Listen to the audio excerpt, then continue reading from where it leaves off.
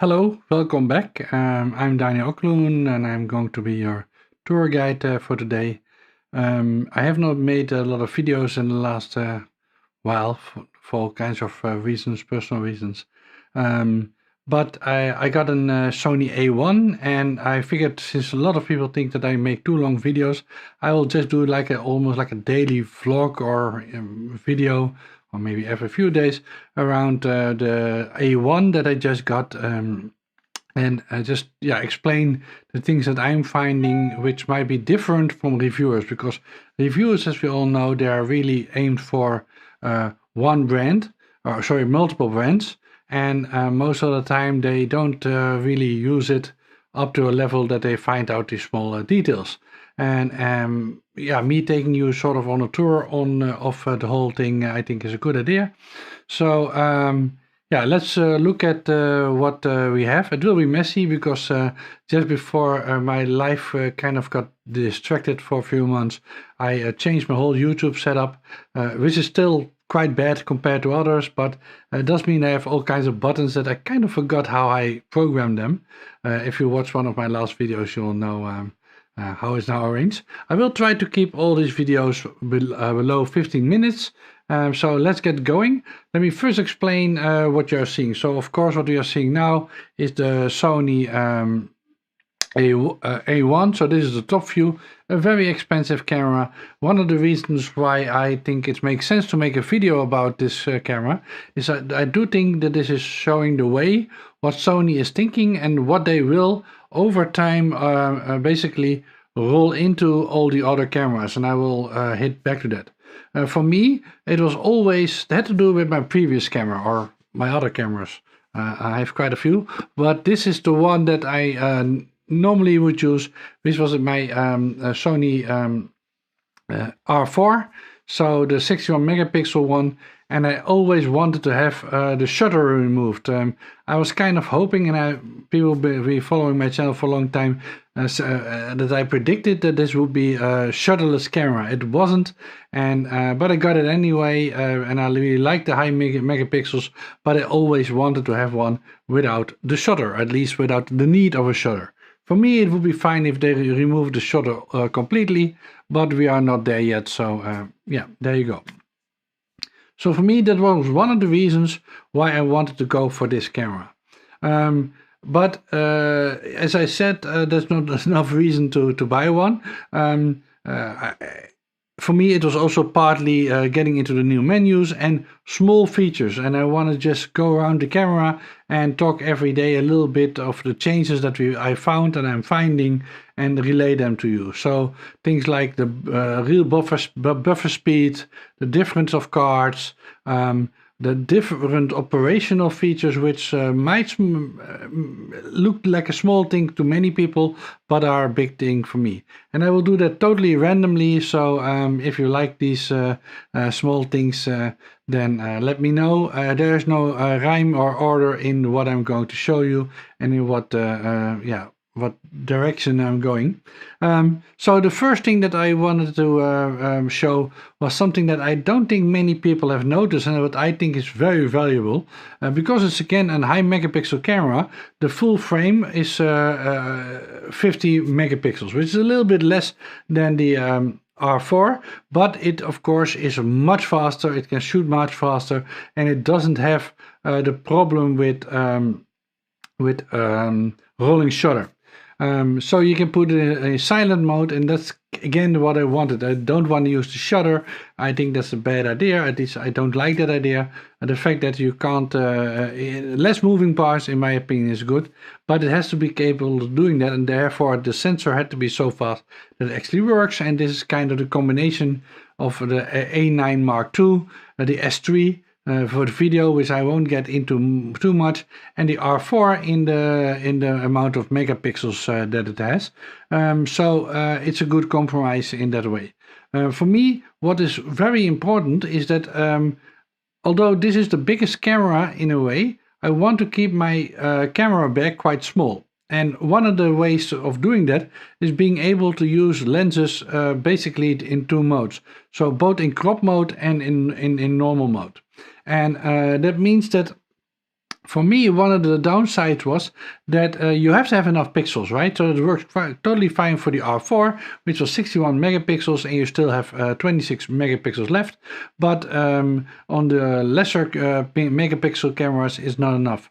On this one, we still have 50 megapixels and 21 megapixels if you're in crop mode. And that is more than enough. It's about the same amount as the Canon sports cameras, for example, which is kind of where it's competing against. But one of the features that I didn't like, and let me first show you on the, and again, I said this will be random. Let me first show you on the old camera. And I did not prepare this again, like always. So let's do it randomly. Let's get a little thing to aim on. So one thing I wanted to show you, and it's a little bit difficult because I normally put the button to zoom in here, is I like to switch between crop mode and full frame mode while I'm shooting, especially if you are doing bird photography or you're doing sports or you just want to get more reach. It's so nice that on the sides of each of these cameras you have these buttons, or on lenses you have these buttons, and you can program them, and I'm always putting that on crop mode, full frame mode.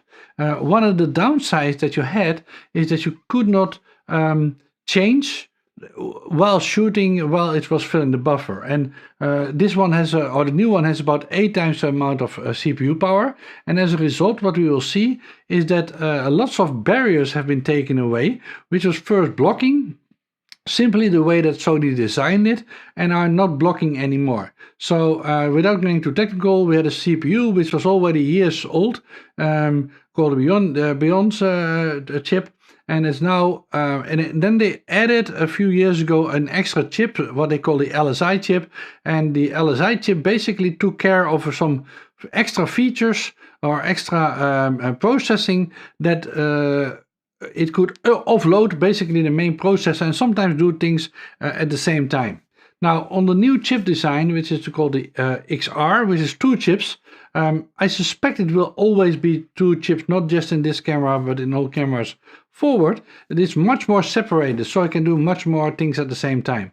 And you will see that in many areas, limitations have been taken away. For me, one of the most important ones, actually this one, is that you can switch now while shooting between crop mode and full frame mode. So let me show you. I'm going to bring the light down because we're going to 1/2000th of a second, and while I'm shooting I will try to change from crop mode to full frame mode and the other way around. So I'm shooting, I'm in silent mode because of some other things I want to show you. I let it go for a few seconds, and you can see that if I now remove it, I'm not able to change into crop mode. I have to wait until my buffer is done. In this case it takes quite a long time, which of course is also something which is fixed on the new one. And now it's done, and I can change it to crop mode, and I can again shoot a little bit short, not as long a burst, and you can see that I can't move it back. I have to wait until I was able to move it back. Now let's see what happens on the new one, the A1. And I think when the Sony R4 comes out, the R5 comes out and the Sony A7 IV comes out, we will see the same chipset, and I think these limitations will be gone. So yes, I understand this is an expensive camera, but I think this is also kind of showcasing or preparing of features that you can expect on the next version. Again, I have to do my arms a little bit weird to be able to press the button, but again, also on this one, you can see that it zooms in the moment that I press the button. Let me focus on the little doll. And you can see I can switch, but notice a difference, and I will let me put it in high shooting mode. So we are now going to 30 frames a second, because otherwise the buffer clears so quickly that you can hardly see it, which is also part of the fix. But you will notice that the moment that I start shooting, so let me do a few. And in this case we hear sound, not sure if you will hear it.